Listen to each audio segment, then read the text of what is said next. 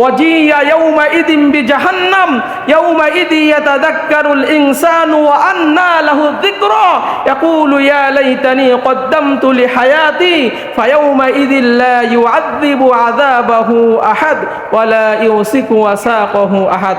সেই দিন আল্লাহ জাহান্নামকে প্রস্তুত করবেন 70,000 ফেরেশতা দিয়া 70,000 লাগাম পড়াইয়া আল্লাহ রাব্বুল আলামিন জাহান্নামকে টেনে নিয়ে আসবেন। আর প্রতিটা লাগামে আরো 70,000 ফেরেশতা থাকবে।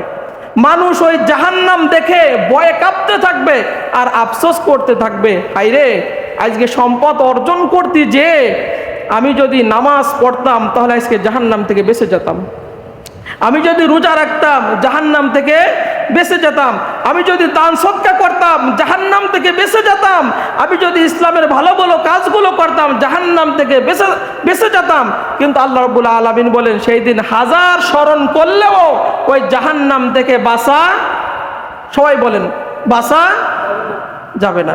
হাজার অপরাধ করার পরে শাস্তি ভোগ করার সময় মনে ওঠে, হাইরে যদি অপরাধটা না করতাম তাহলে আজকে শাস্তির সম্মুখীন হইতে হতো না।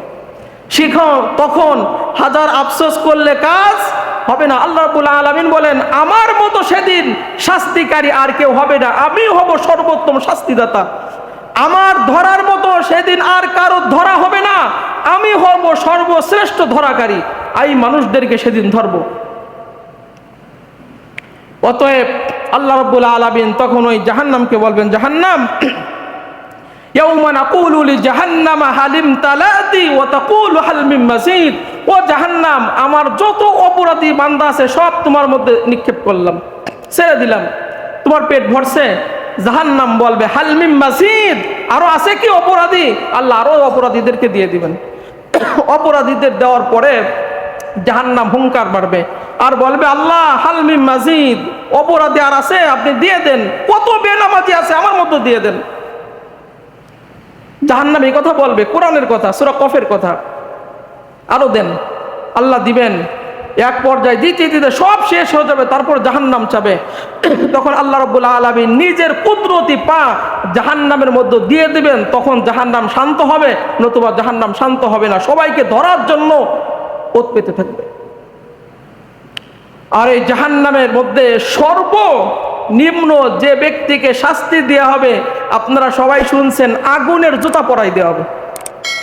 আজকে আপনাদেরকে বলি, যারা আপনারা নামাজ পড়েন না, যারা আল্লাহর হুকুম আহকাম আপনারা মানেন না, আপনাকে আমি এখন বললাম আপনার এই জুতা যা মসজিদে এখন নিয়ে আসছেন মাঠে 3 মিনিট রাখেন।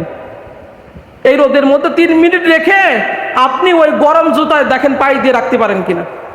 পারবেন? এইখানে আপনারা যারা আছেন বলেন কোন যুবক আপনি পারবেন? এই উত্তপ্ত গরমের মধ্যে আপনি একটু খালি পায়ে থাকেন, আপনার জুতাটা একটু রোদে 3-4 মিনিট রাখেন, তারপরে আপনি ওই পা দেন, দেখেন আপনার অবস্থাটা কি হয়।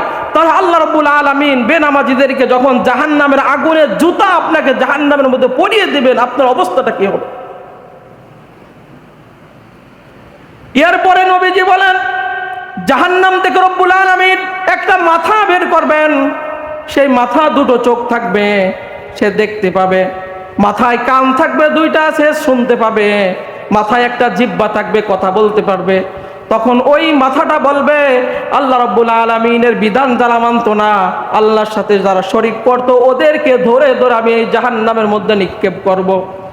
যারা ছবি নির্মাতা, ছবি আঁকায়, বিভিন্ন প্রাণীর মাখলুকের ছবি আঁকায়, এই ছবি নির্মাতা যারা হাসরের ময়দানে থাকবে, ওই মাথা বলবে ওদেরকে ধরে ধরে আমি আজকে জাহান্নামের মধ্যে নিক্ষেপ করব। যারা অহংকারী, যারা স্বৈরাচারী, যারা জালেম, এদেরকে ধরে ধরে আমি আজকে জাহান্নামের মধ্যে নিক্ষেপ করব। অহংকারী যারা, যারা স্বৈরাচারী, যারা জালেম, মানুষের প্রতি অন্যায় অবিচার করে, ওই মাথা জাহান্নাম থেকে বের হয়ে বলবে আল্লাহ আমাকে আদেশ দিছেন ওদেরকে ধরে ধরে আমি এই উত্তপ্ত জাহান্নামের মধ্যে নিক্ষেপ করব।